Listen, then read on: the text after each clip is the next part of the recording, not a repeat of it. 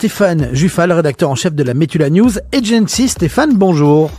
Ouais, bonjour Jim, bonjour Alex et bonjour aux auditeurs de Radio Judaïka. Alors Stéphane, on est content de vous avoir ce matin, car vous êtes avec nous tous les lundis pour débriefer l'actualité internationale. On parle souvent du Moyen-Orient, beaucoup d'Israël. Avec vous, ce matin, on va s'intéresser à Israël, justement, où vous vous trouvez. Alors, on parle d'un tir de roquette ce matin qui a touché le nord de Tel Aviv, à Mishmeret. Stéphane, est-ce que vous pouvez nous expliquer exactement ce qui s'est passé et quel est le bilan actuel pour le moment ? Ouais, on a les détails. Donc on a changé le thème de l'émission parce que place à l'urgence, à l'actualité. Ça s'est passé à 5h30 au Moshav. Donc le Moshav, c'est un village de Mishmeret. Le Moshav se trouve à 3 km au nord de Kfar Saba, et à 500 mètres de la ville arabe israélienne de Tyra, qui compte 25 000 habitants, 7 km au sud-est de Netanya.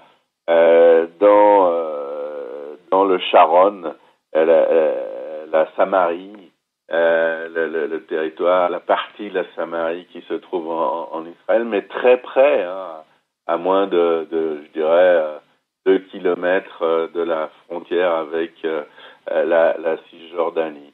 Et c'est un Fajr, une roquette dont on a parlé il y a 10 jours, suite au bombardement de Tel Aviv, en Fajr M70 de fabrication iranienne qui a touché ce Moshav. Alors on l'avait dit, on craignait sa tête d'explosif, son ogive, et ses 90 kilos, puis on avait raison d'en parler à l'antenne parce que il y a une maison qui est totalement détruite. J'ai vu les images, c'est assez impressionnant. Et puis surtout, il y a des dégâts sur des centaines de mètres et d'autres habitations qui sont détruites. Il y a 7 blessés. Alors on rassure tout le monde, 6 sont dans un état léger. Et puis une petite fille de 12 ans est plus grièvement atteinte, mais sa vie n'est pas en danger. Elle n'habitait pas dans la maison qui a été détruite. Elle habitait dans la même rue. Et puis c'est en se rendant à l'abri qu'elle a été touchée par un éclat justement du Fajr au pied, et ça a provoqué une blessure profonde. Ses parents ont dû exercer des pressions avec des serviettes pour faire cesser l'hémorragie.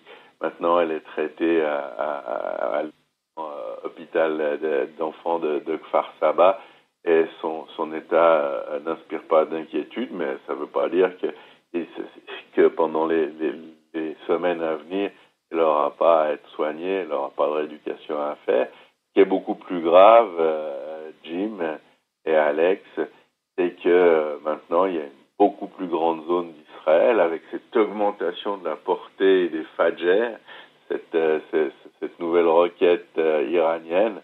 Eh bien, il y a beaucoup plus de villes et de villages qui peuvent être touchés.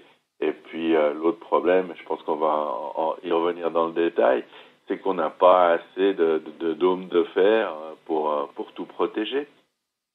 Alors oui, on va revenir au système de protection des Israéliens, mais avant cela, on va s'intéresser à la provenance de cette roquette. Alors, on a parlé d'un tir d'erreur la semaine dernière déjà quand ça voulait toucher Tel Aviv. Qu'en est-il ce matin, Stéphane? Est-ce qu'on a des revendications claires? Est-ce qu'on sait clairement si c'est le Hamas ou non? Ouais, on avait passablement ri avec les auditeurs et ensemble quand c'était Tzahal même qui avait évoqué un tir par erreur pour ne pas être obligé à générer une riposte très sévère.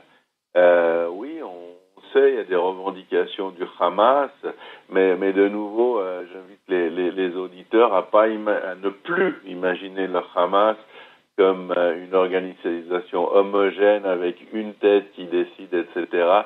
Il y a beaucoup de factions souvent opposées dans le Hamas, qui n'empêchent que ces armes viennent du Hamas.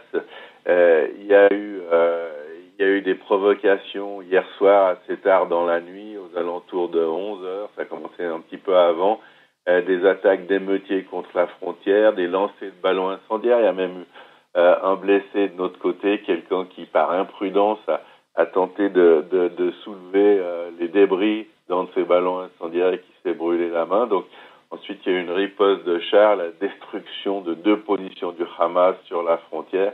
C'est ça qui a engendré ce tir, qui n'est pas du tout ni le précédent dû au hasard. Et on le verra, ça suit une stratégie de la part des terroristes djihadistes, une stratégie pensée. On pense que c'est aussi une stratégie suicidaire quelque part, mais ça ne doit rien au hasard du tout. Alors Stéphane, on va s'intéresser un petit peu à l'analyse dans le contexte un petit peu plus global.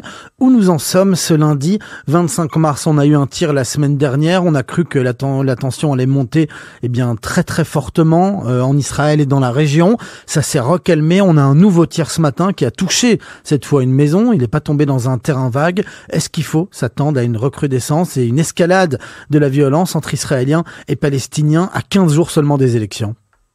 Ouais, cette fois, il n'y a pas le choix parce qu'il y a une urgence. Il y a la menace sur les élections, tout simplement. Imaginez 100 Fadjer avec 90 kilos d'explosifs. 90 kilos d'explosifs, c'est le pâté de maison dans lequel se trouve la radio qui est réduit en cendres. C'est énorme, 90 kilos.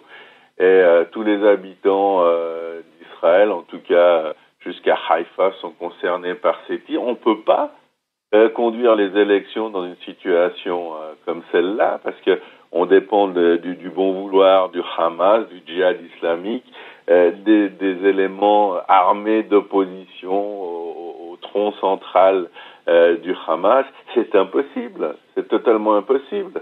Alors, soit on se terre dans les abris, on annule les élections, soit on intervient massivement à Gaza et on fait taire le Hamas. Et Tsahal va devoir, il y a vraiment pas le choix, va devoir intervenir en période d'élection. C'est pas agréable, mais c'est évidemment dans ses cordes.